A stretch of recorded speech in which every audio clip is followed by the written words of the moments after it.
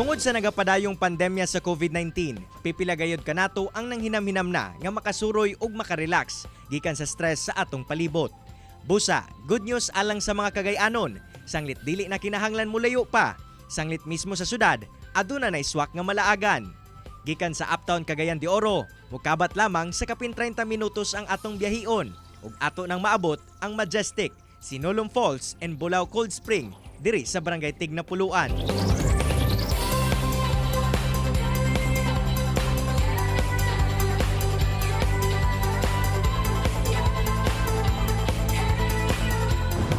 Human ang 35 minutos nga pagbiyahe gikan sa sentro sa Cagayan de Oro City, maabot nato kining Sinolom Falls and Bulao Cold Spring. Tara, suroy ta! Sa atong pagbaklay padulong sa sapa, enjoy nako ang atraksyon kung asa makita gayod ang pagkapatsyada sa 28 ka mga waterfalls nga anaa na himutang sa Talakag Bukidnon. Apan, nakatubang kini sa Tignapuluan sa Cagayan de Oro. Makapanganghagayod ang kaanindot sa lugar nga perfect relaxing place ug perfect alang sa mga patsyadang photoshoots.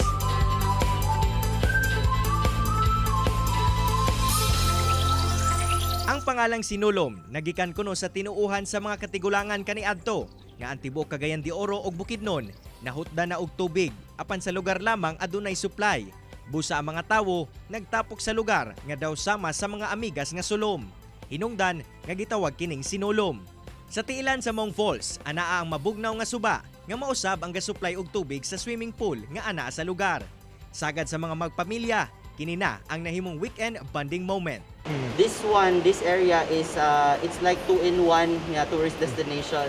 So you get to see the waterfall, then you get to bask in the atong Bulao Cold Spring. So the water there is really cold. Ako ging gipaningkamutan nung a lot of people will visit Cagayan de Oro because of its beautiful wonders.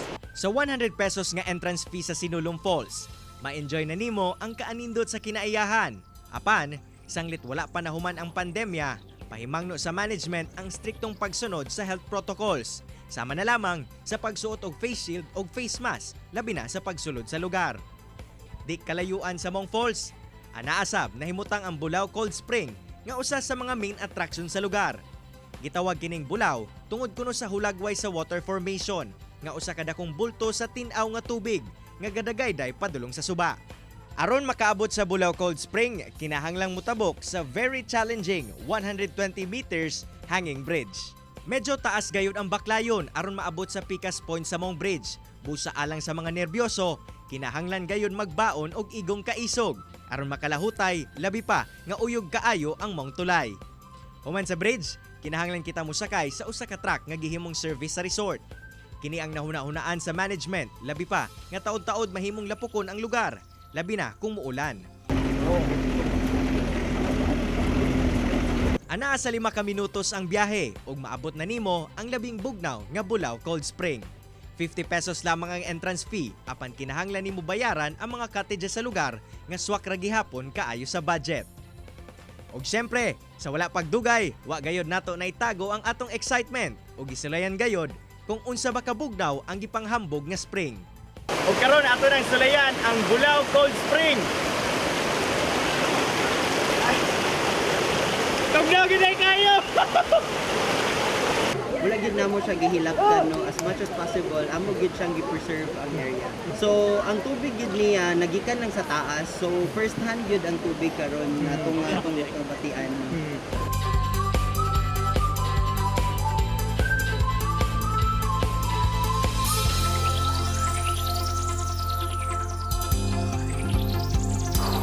Gawas sa mabugnaw nga tubig, aduna sa mga istruktura sa lugar nga pwede nimong kastanbayan labi na kung feel nimo magmuni-muni. Perfect outing place sa mga local tourists ang lugar, labi pa nga gawas sa cold spring, bugnaw sab kaayo ang hangin sa lugar. Very swak ang lugar, labi na sa mga magpamilya nga nangita og perfect tourist destination.